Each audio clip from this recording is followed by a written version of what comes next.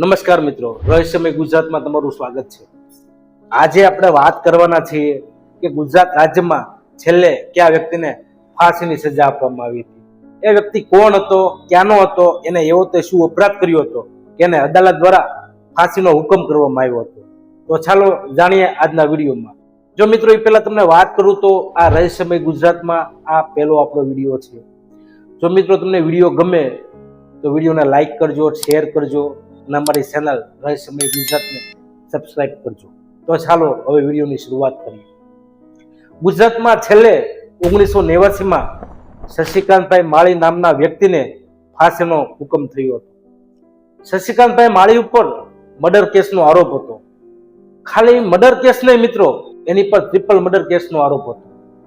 શશિકાંતભાઈ માળી મૂળ વેરાવળના રહેવાસી હતા। તેમને રાજકોટના જાણીતા વકીલ એવા હસુભાઈ દવેના પરિવારના 3 સભ્યોની હત્યા કરી હતી।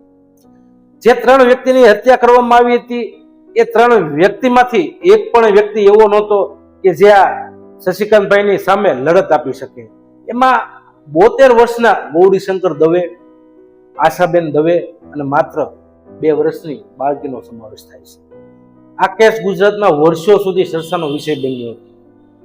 કહેવાય છે કે આ કેસમાં સૂત્રોના જણાવ્યા અનુસાર કે આ શશિકાંતભાઈ માળીના બચાવ માટે એ વખતના સીએમ થી લઈને ઉષા ટોચના વ્યક્તિ હોય કે ઉષા નેતા હોય એના બચાવ માટે ઘણી અપીલ કરી હતી। પોલીસ તંત્રએ ગણતરીના દિવસોમાં આ શશિકાંતભાઈ માળીને ઝડપી પાડ્યો હતો।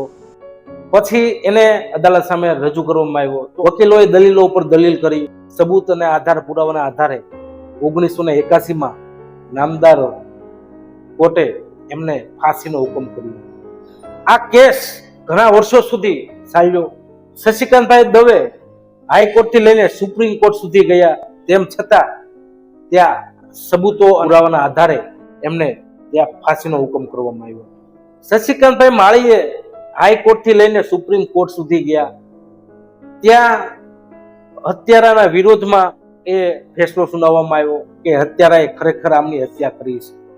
શશિકાંતભાઈ માળીને ફાઇનલી એ ફાંસીનો હુકમ થયો અને 1989માં 25 જુલાઈ 1989માં રાજકોટની જેલમાં આ શશિકાંતભાઈ માળીને ફાંસી આપવામાં આવી હતી। એ વખતે કહેવાય છે કે ફાંસી જ્યારે આપવામાં આવતી હોય ને કે કોઈને ફાંસી દેવાની હોય ને ત્યારે જલ્લાદની જરૂર પડતી હોય, ત્યારે ગુજરાત પાસે એ જલ્લાદ નહોતો અને કહેવાય છે કે એ જલ્લાદ આઉટ ઓફ સ્ટેટમાંથી લાવવામાં આવ્યો હતો અને ફાંસી આપવામાં આવી હતી।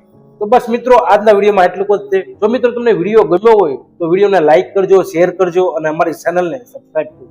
ધન્યવાદ।